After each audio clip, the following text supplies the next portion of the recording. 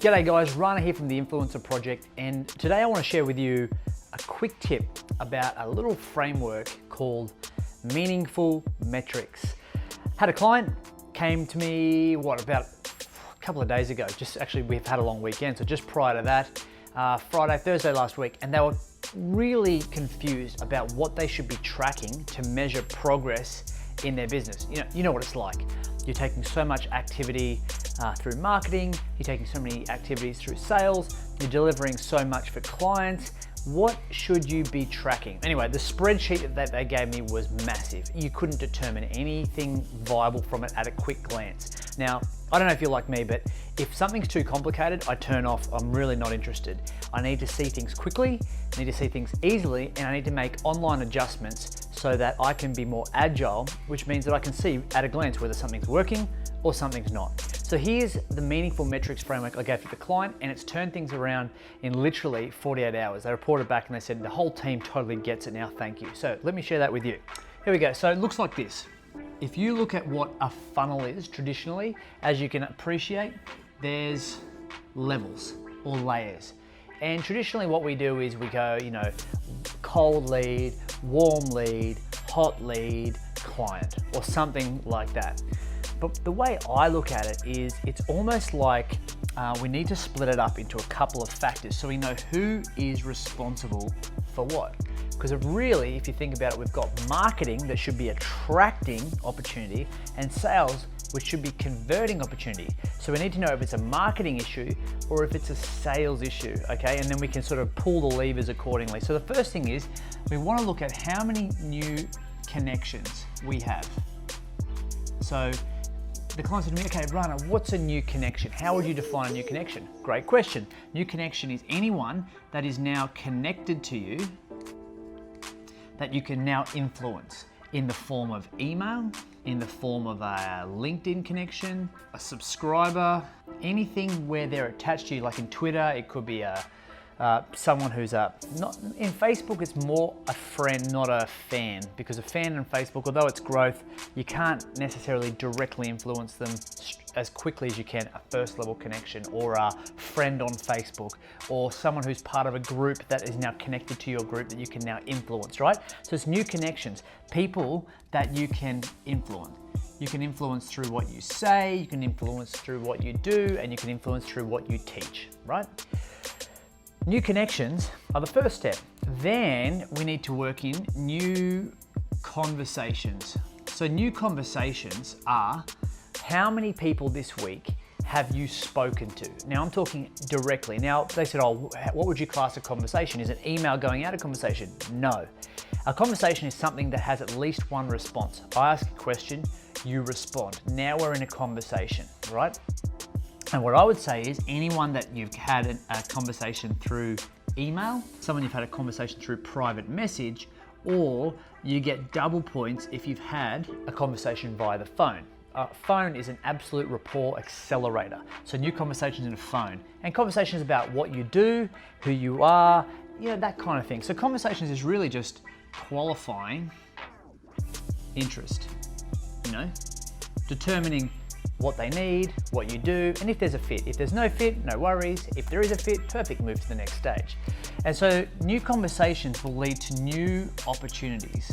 And new opportunities are really around pipeline.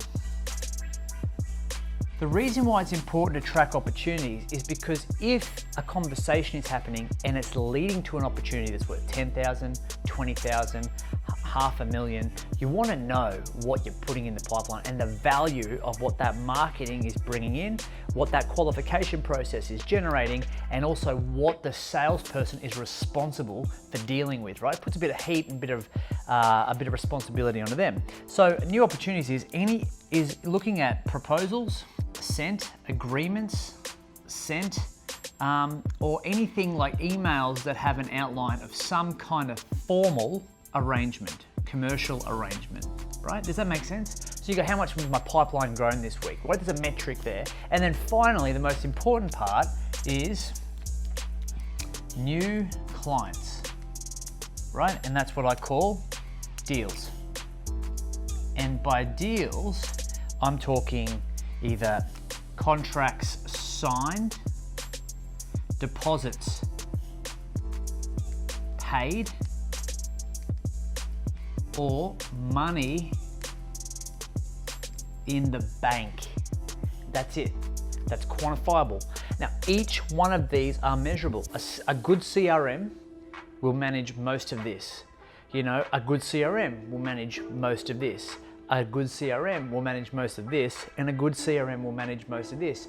You just need to set up stages in your CRM. So really, if I was to look at marketing, is about putting a message into the marketplace and communicating in two ways. Passive, which equals awareness, and active, which generates yes or no interest, right? And that's kind of the top of the funnel. That's what marketing should be doing, and they should hand over here. And then there should be some back-end marketing that generates conversations. So there's like our upfront marketing, back-end marketing, conversations into sales, or what I call qualification, and then qualification into conversion. So 2 layers of sales there. And really, at the end of the day, there's 4 things you can track. How many did that add up this week? How many did that add up this week? How many did that add up this week? And how many did that add up this week? Now, understanding, if we have connections that we're generating heaps of new connections and we're not getting a lot of conversations, there's not enough asking, would you be interested? Once there's a lot of asking, we generate conversations. If there's conversations happening but no opportunities being had, there's too much chitty chat. There's not enough sales qualification system in place to generate turning that interest into some sort of commitment.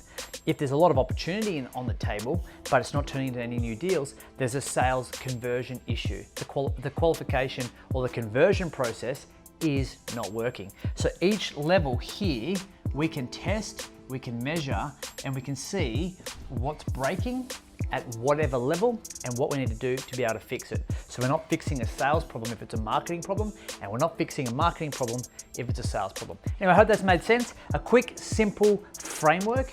And what I'd love to hear from you is, what does your metrics look like? What are the things that you track or that are absolutely bare minimums that you track every week? I'd love to hear about your system, your framework, or any comments about the Meaningful Metrics framework that have helped you. Comment below, let's keep the conversation rolling. Thanks for joining me, and I'll catch you next time.